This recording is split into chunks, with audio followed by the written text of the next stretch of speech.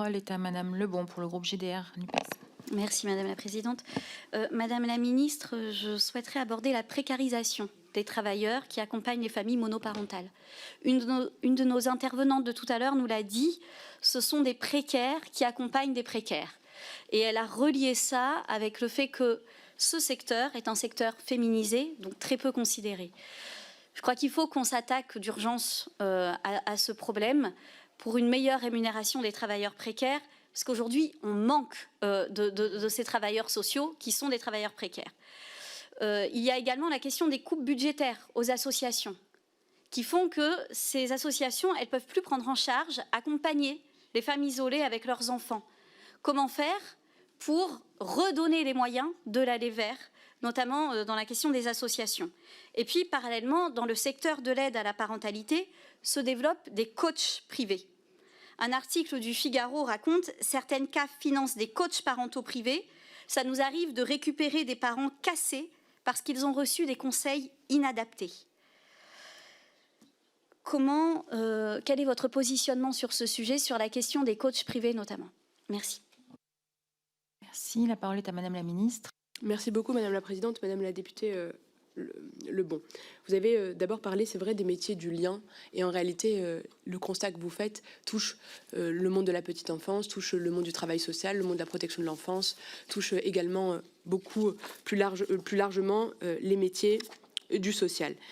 Aujourd'hui, on manque également d'attractivité dans ces métiers et c'est pour ça que la question qui se pose, c'est des revalorisations salariales, bien sûr, des conditions de travail qui accompagnent et qui soient plus dignes pour qu'ils cassent moins les vies. C'est pour ça que je travaille avec Mathieu Klein en particulier après la remise de son rapport sur le travail social. Au-delà de ça, Madame la députée, vous avez également parlé des coupes budgétaires. J'ai pu le dire, la branche famille, les prestations qui accompagnent les familles monoparentales sont préservées. Il n'y a pas de coupe aveugle. Il n'y a pas de coupe aveugle dans la branche famille. Sur la question des associations plus largement, j'attendrai puisque de vérifier en fonction du secteur de compétences de ma collègue Prisca Thévenot sur le point spécifique. Par contre, je peux vous parler du soutien aux associations qui soutiennent la parentalité, qui sont du coup dans mon champ et qui sont financées par les CAF et les CNAF. Ce qui m'amène naturellement à la question des coachs privés. Oui, vous avez raison, Madame la députée. Aujourd'hui, il y a des charlatans. Et il y a des charlatans qui font énormément de mal avec des injonctions. Et ces injonctions sont posées aux familles jusqu'à qu'ils la fassent parfois craquer. Et donc, on sera extrêmement vigilant. Deux questions qui peuvent se poser. La question de la régulation aujourd'hui de l'accompagnement et du coup de l'expertise à la parentalité. Ça veut dire aussi poser la question des compétences et d'un certain nombre de diplômes. Je pense à la médiation familiale par exemple. Il faut pas en tout cas moi je ne me l'interdis pas. De deux, Madame la députée, il y a aussi le développement par exemple de labels.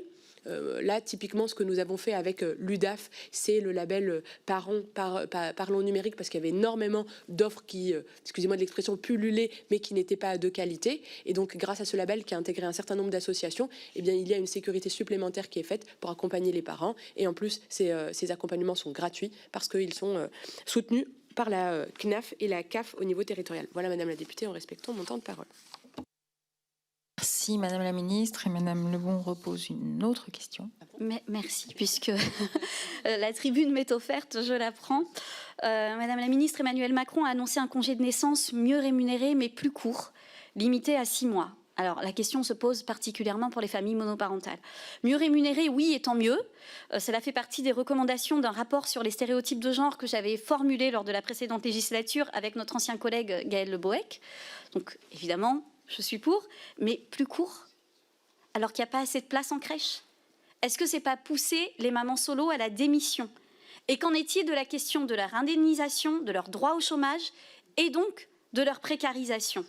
C'est vraiment un point sur lequel je voulais vous alerter parce que selon moi, c'est un angle mort de la politique qui est annoncée. Alors, évidemment, le projet n'est pas encore sur la table. Nous verrons bien ce qu'il va dire.